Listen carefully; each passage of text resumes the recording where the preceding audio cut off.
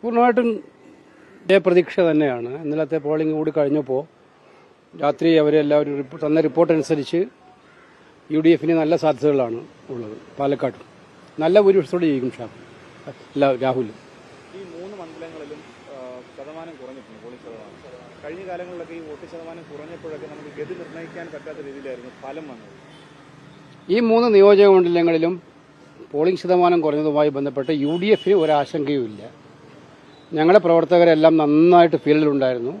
ഫീൽഡിൽ പോയ പ്രവർത്തകരെ സംബന്ധിച്ചിടത്തോളം ആത്മവിശ്വാസത്തോടുകൂടിയാണ് ഇലക്ഷൻ പോളിംഗ് കഴിഞ്ഞപ്പോഴും അവർ പറയുന്നത്. അപ്പോൾ നമുക്ക് പരമാവധി ചെയ്യാവുന്ന പ്രവർത്തനങ്ങളൊക്കെ ചെയ്ത് കഴിഞ്ഞിട്ടുണ്ട്. അപ്പോൾ ഉപതെരഞ്ഞെടുപ്പുകളിൽ പോളിംഗ് കുറയുന്നൊരു ട്രെൻഡ് ഇപ്പോൾ നമ്മുടെ നാട്ടിൽ വന്നുകൊണ്ടിരിക്കുന്നുണ്ട്. അത് ഉപതെരഞ്ഞെടുപ്പായതുകൊണ്ട് അത് വലിയ മാറ്റങ്ങളൊന്നും ഉണ്ടാക്കുന്നില്ല എന്നുള്ളതായിരിക്കും അവർ ഉദ്ദേശിക്കുന്നത്. പക്ഷെ എന്തായാലും ഞങ്ങൾ തികഞ്ഞ ആത്മവിശ്വാസത്തിലാണ്.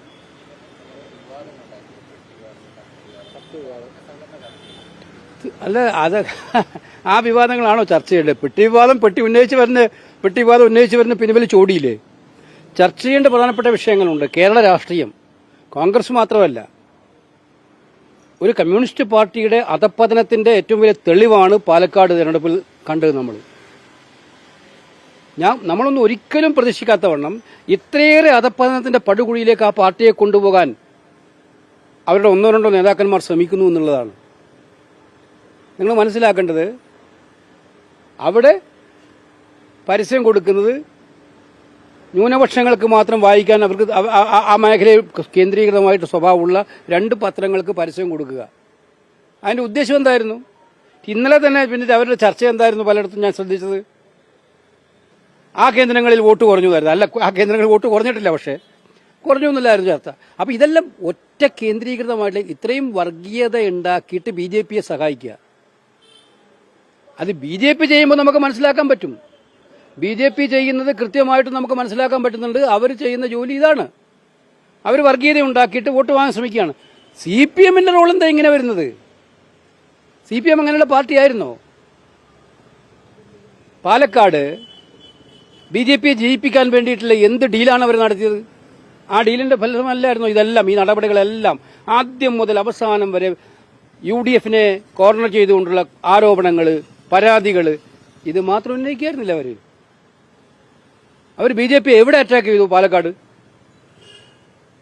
അപ്പൊ BJP ഒരു പ്രശ്നമേ അല്ല. അവർ ജയിച്ചു പോട്ടെ, പിടിച്ചു നിർത്തേണ്ടത് UDFനെയാണ് എന്ന ചിന്താഗതിയിൽ CPM പോവുക എന്ന് പറയുന്നത് അങ്ങേറ്റത്തെ അധപ്പതനത്തിന് തെളിവാണെന്നുള്ളതിന് സംശയമില്ല.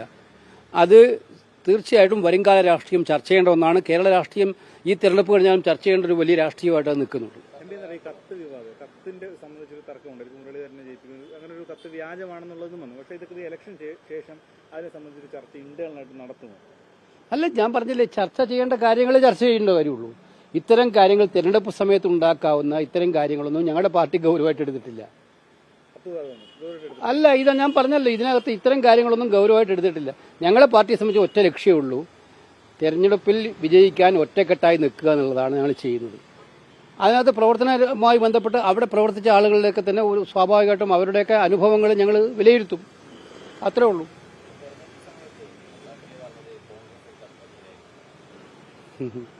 ഞാൻ പറഞ്ഞിട്ടുണ്ട് മുമ്പേ, സാമുദായിക നേതാക്കന്മാർ അവർ പറഞ്ഞ അഭിപ്രായങ്ങൾക്ക് കൗണ്ടർ ചെയ്യാൻ ഞാനിപ്പോൾ ഉദ്ദേശിക്കുന്നില്ല. എന്തായാലും ഞാനിപ്പോൾ വഹിക്കുന്ന പദവി കോൺഗ്രസിന്റെ ഒരു എളിയ പ്രവർത്തകൻ എന്ന നിലയിൽ ഒരു പ്രധാനപ്പെട്ട ഉത്തരവാദപ്പെട്ട പദവി. ഞാൻ പറഞ്ഞല്ലോ, സമുദായ നേതാക്കന്മാരോട് സംഘർഷം ഉണ്ടാക്കലല്ല പാർട്ടിയുടെ ജോലി. സമുദായ നേതാക്കന്മാരുമായി എല്ലാം യോജിപ്പിച്ചു കൊണ്ടുപോകാവുന്ന അത്ര യോജിപ്പിച്ച് മുന്നോട്ട്, പാർട്ടിയുടെ ഐഡിയോളജിയിൽ നിന്നുകൊണ്ട് യോജിപ്പിച്ച് മുന്നോട്ട് പോകുക എന്നുള്ളതാണ് പാർട്ടിയുടെ ജോലി. അദ്ദേഹം നിരന്തരമായി കോൺഗ്രസിനെ ആക്രമിക്കുകയാണ്. സ്ഥാനാർത്ഥി തോൽക്കുമെന്നുള്ള പ്രചരണം ഫൈറ്റുകൾ ഇലക്ഷന് മുമ്പ് വരെ നൽകുകയാണ്. അദ്ദേഹം നേരത്തെ അല്ല, അതൊക്കെ അവരാണ് തീരുമാനിക്കേണ്ടത്. എന്തായാലും വോട്ടെടുപ്പ് കഴിഞ്ഞു. 2 ദിവസം, നാളെ കഴിഞ്ഞ് മറ്റന്നാൾ ഫലപ്രഖ്യാപനമാണ്. നമുക്ക് ഫലം അറിയാം.